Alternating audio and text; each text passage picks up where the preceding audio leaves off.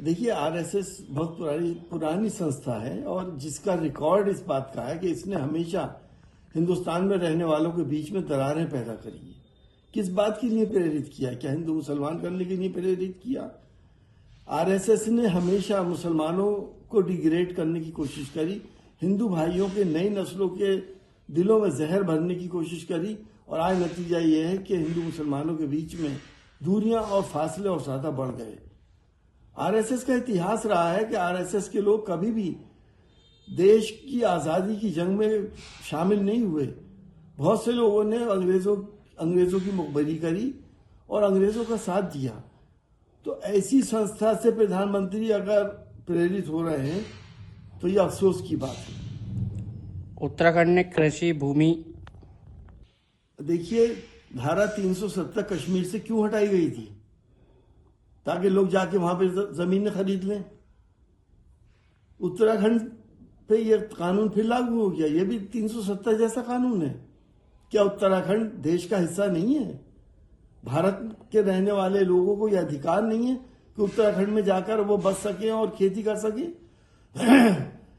सारे राज्यों को इस वक्त ये करना चाहिए कि उत्तराखंड के लोगों को बैन कर दें हिंदुस्तान में आने के लिए और उनको यहाँ पे कारोबार करने के लिए और जमीनें खरीदने के लिए पूरे हिंदुस्तान में बैन होना चाहिए, अगर उन्होंने भारतवासियों के लिए अपने प्रदेश में बैन किया है। देखिए, यूसीसी कानून हमारे देश के संविधान के खिलाफ है। सारे बड़े वकील इस बात को कह रहे हैं। हिंदुस्तान का प्रियम्बल है जिसमें पर्सनल लॉज यहाँ पे सबके ऊपर लागू होते हैं, चाहे हिंदू पर्सनल लॉ हो, मुस्लिम पर्सनल लॉ हो, बौद्ध धर्म का हो, पारसी धर्म का हो, आदिवासियों का हो। तो ये आचार जो इन्होंने यूसीसी लागू किया है तो या तो सब पे करें, आदिवासियों पे भी करें, क्रिश्चियंस पे भी करें, हिंदूज पे भी करें, सिख्स पे भी करें। तो एक बात समझ में आती है, ये एक सिलेक्टिव मुस्लिम्स के ऊपर क्यों किया जा रहा है? मुस्लिम्स के पर्सनल लॉज हैं जिससे किसी को कोई परेशानी नहीं है और हम पर्सनल लॉज से गवर्न होते हैं, हम कुरान पाक से गवर्न होते हैं। अगर कोई कानून ऐसा बनता है जो कुरान पाक की रूह से गलत है, हम उसे नहीं मानने वाले हैं। मुख्यमंत्री योगी आदित्यनाथ महाकुंभ के अंदर एक बहुत बड़ा हादसा हुआ है। लोग कहते हैं हजारों लोग मारे गए। तो व्यवस्थाओं पे ध्यान दें, अपनी पीठ थपथपाने से कोई फायदा नहीं है। और जहां तक विकास की बात है, जब समाजवादी की सरकार थी तो विकास के कीर्तिमान स्थापित हुए थे।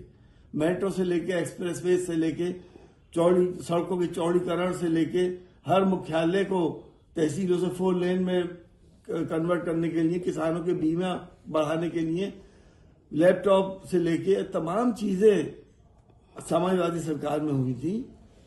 महिला पेंशन भी हुई थी। तो इस विकास की बात तो समाजवादी के से अगर आप कंपेयर करेंगे तो कुछ भी नहीं है। तो मैं समझता हूँ ठीक है, महाकुंभ एक बहुत बड़ा आयोजन है और इसमें करोड़ों लोग वहां पे पहुंचे हैं, लेकिन क्या वाकई इतने लोग पहुंचे हैं, ये एक प्रश्न चिन्ह है। और उन लोगों के लिए व्यवस्थाएं क्या हुई हैं वो भी एक प्रश्न चिन्ह है। स्टेशनों पे, चाहे दिल्ली का स्टेशन हो, और वहां पे भगदड़ क्यों मची, ये सब बातें दर्शाती हैं कि इसका मैनेजमेंट जो है वो अच्छी तरह से नहीं किया जा रहा। लोग अपनी तारीफ कराने में ज्यादा लगे हुए हैं बनिस्बत उसके मैनेजमेंट देखने की।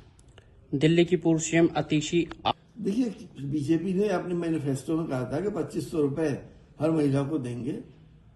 तो जाहिर है वो भी झूठों को घर तक पहुंचाना चाह रही है कि कब देंगे, और हो सकता है उनके प्रेशर में देने भी लगे, और कब तक देंगे और किन महिलाओं को देंगे, उसके क्या नॉर्म्स बनेंगे, उसके सिलेक्शन का क्या क्राइटेरिया होगा, कितनी महिलाएं आएंगी उसमें, उस क्राइटेरिया में, ये देखने की बात होगी।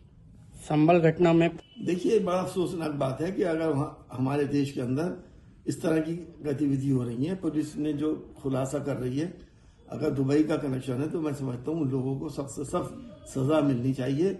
हमें कानून व्यवस्था और शांति के मामले में कोई कंप्रोमाइज नहीं करना चाहिए।